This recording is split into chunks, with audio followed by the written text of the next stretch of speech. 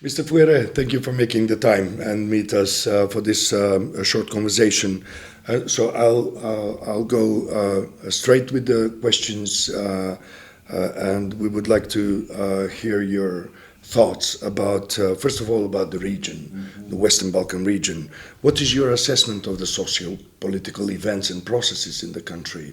We see that there is a strong influence of Russia, especially going through Belgrade. We see the turbulences, the turmoils in the other parts of the region, the disagreements and tensions between Serbia and Kosovo. The Republika Srpska is a story by itself. Montenegro is somewhere in between. We have a major change in North Macedonia, but that's another question, of course. So what is your assessment? Where is the Western Balkan going? Well, there's no doubt that the future of the Western Balkans lies in the European Union and in European Union integration. The problem is that the enlargement agenda of the European Union has suffered a lot from neglect by the European Union itself, delays,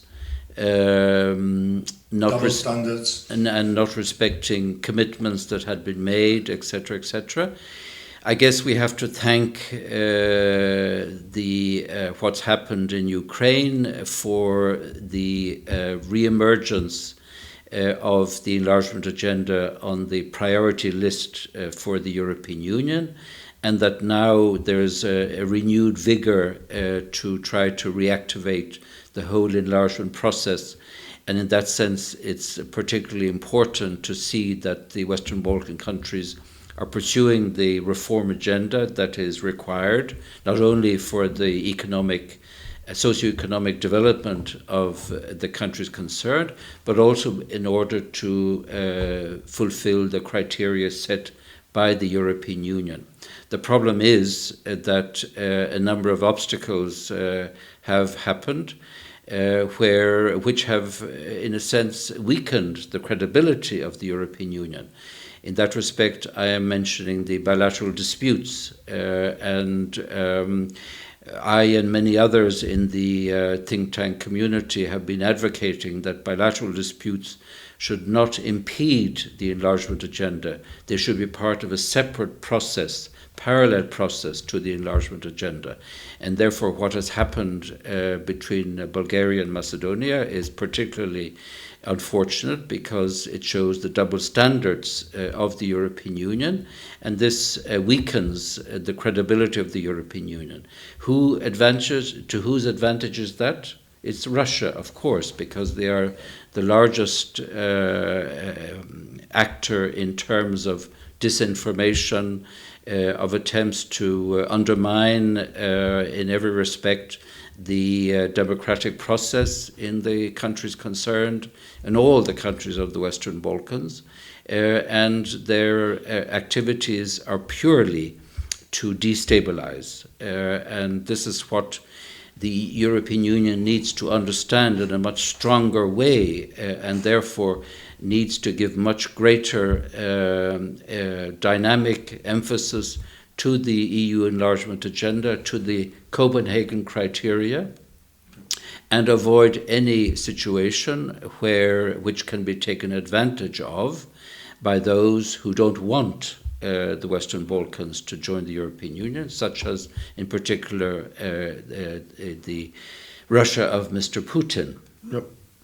That's right, and that also is giving space to far-right movements and the right wing, the nationalist, the populist political parties and groups to gain more power in the respective societies in the region.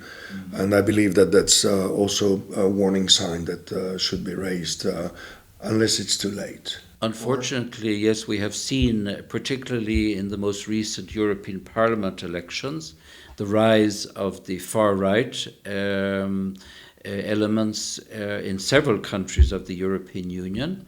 And we know, of course, these far-right elements are anti-Europe, anti-enlargement, anti-immigration, anti-climate change, and pro-Russia, and pro-everything that... And anti-democratic, and of course, they affect all aspects of a democratic process, the fundamental values which lie at the heart of the European integration itself.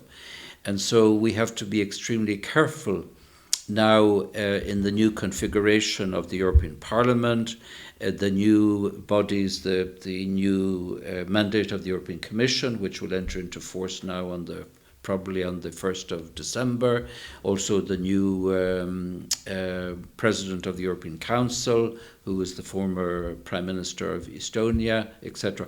So this is an opportunity to re-emphasize the fundamental values of the European Union and to ward against all of these elements who are attempting to undermine those fundamental values and promoting authoritarian tendencies. And it's true that the European Union has, in its institutional setup, in the treaties, mechanisms to offset that, but the European Union institutions have been very slow in invoking these, in particular the Article 7 of the Lisbon Treaty.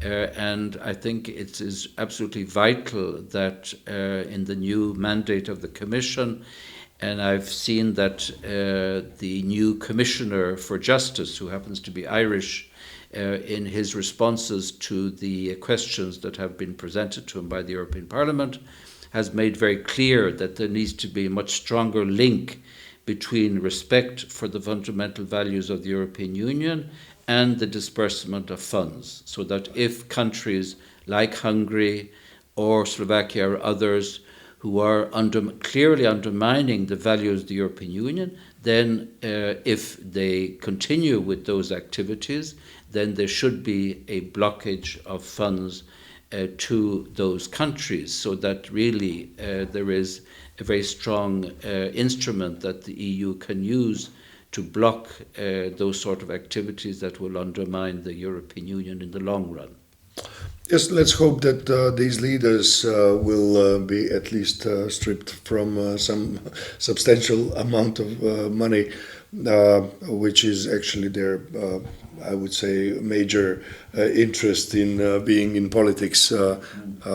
However, let's go back to North Macedonia, to your favorite Macedonia, and to try to take a deep look into what is going on here. As we all know, there was a landslide electoral victory of the right-wing political parties that are now in government. More than 100 days of government have passed. And it seems that there are quite a few obstacles of the main national interest of North Macedonia, and it is the European Union accession integration. So do you think that the new government in North Macedonia will find its way to the European Union, or we're going to get stuck for another decade or so? Well, one hopes so, because it is the stated commitment of the new government to pursue with renewed vigour the process of negotiation for accession to the European Union. After all, we mustn't forget that the European Union is the largest provider of support, financial assistance to Macedonia. It is also the largest trading partner with the country. So the interests by nature should be of the new government to do everything possible to strengthen that relationship, and therefore to respect and to fulfill all the reforms that are required by the Copenhagen criteria. The problem is, of course, that we are confronting this bilateral dispute with Bulgaria, which is delaying the whole process. Personally, I believe that the European Union has treated North Macedonia very unfairly with all the obstacles that have been presented by individual member states abusing their power of veto After Greece, it is Bulgaria, and this is unfortunate because this is not respecting the criteria set by the European Union. At the same time, there are international agreements that have been reached regarding those disputes. We have the Prespa agreement, we have the one with Bulgaria.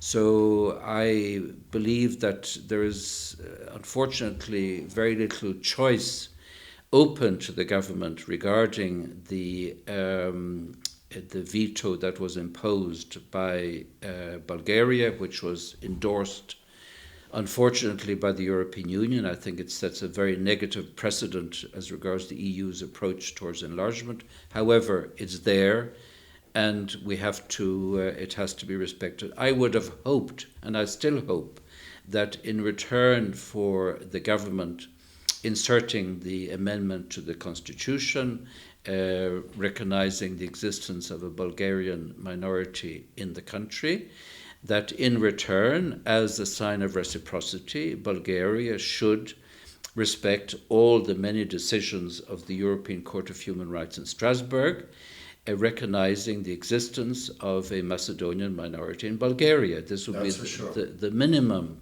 that would be expected from Bulgaria, which is a member country of the European Union since 2007. So, and I do believe that Bulgarians and Macedonians, if they're brought together free from politics, they will get on very well. And so we need to create a climate to show to the politicians, particularly to the Bulgarian current government. What could the government do on our side in order to ease the relations, to ease this process? Well, maybe work a little bit more in respecting the commitments and maybe overcoming the atmosphere of hostilities or hate, and maybe do something. Yes, but it takes two. In that respect, yes, of course. It takes two to really reach a new level of cooperation. And I often refer to the Northern Ireland peace process as an example. Of course, there we had willing governments on both sides to find a solution to the many problems, but we did it in a way of mutual respect. And there needs to be this mutual respect, a parity of esteem, as it's called in the Good Friday Agreement of 1998 in Northern Ireland, whereby there is a respect for the identity of the countries concerned. There is a plurality of historical narratives. In other words, we don't have to impose one's historical narrative on the other. And there needs to be a much greater dialogue, open dialogue, free from prejudice. And I think that requires efforts on both sides. And also the government should think of dividing the issues, the bilateral issues with Bulgaria, one story, and the obligations and the commitments taken towards the European Union integration process are a different story. So the Bulgarian dispute should not be an excuse for not fulfilling the obligations to the European Union. There's no doubt about that. Yes. And I think that we have seen human rights, justice. We have seen in the recent past examples, unfortunately, of situations where the independence of the judiciary is not being respected, and there needs to be much greater effort to ensure that there is independence of the judicial processes, and also that the media is able to exercise freely their profession, free from intimidation. This is the worst example of a authoritarian system. If media is not allowed to criticize, as well as civil society should be allowed to criticize government when it believes that the government is going off track. And it's a strength of a society if such criticisms can be made openly without threats from the government. And I think it's really essential that the government must be cognizant of that and aware of its responsibilities to protect freedom of the media and to push very strongly for the independent judiciary, as well as many other aspects. Yes, that's a very important point, I would say.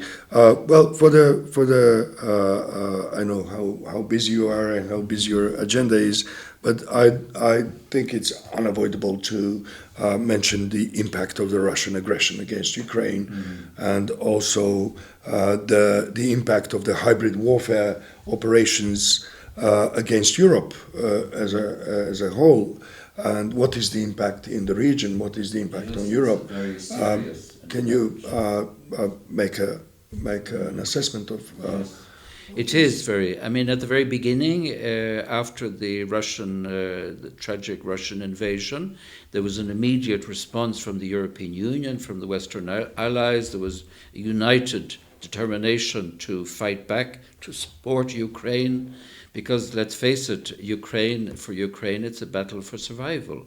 And we cannot allow the aggression of Russia to dominate, because if Ukraine loses, Europe loses as well. Absolutely. The whole Western alliance loses. And so it is a bit worrying to see that there has been a little bit of hesitation among some Western allies regarding continuing the support for Ukraine. I believe that there needs to be a much stronger support, more not only military but also the financial support, so that Ukraine can manage to repulse the Russian aggression, and also to ensure that all these activities of the Russian agents all over Europe, we've seen it in many countries, that this should be fought against and should stop. Mr. Putin was asked at his recent press conference after the BRICS summit about these activities. He said it was all nonsense, but we know that Russian diplomacy is based on lies constantly. Absolutely. Unfortunately. And so we need to realize that, and to make sure that Ukraine gets all the support that we can give it, so that it can succeed in this fight for survival. There's no doubt about it. And it's a long-term process. And we have, of course, to try and make sure that the European Union remains united, together with all the Western allies, and giving all the support necessary for Ukraine. Let's hope so. Yes. Thank you very much for this conversation. Thank you. Mr. Fouéré. It's a It was a great pleasure. Thank you.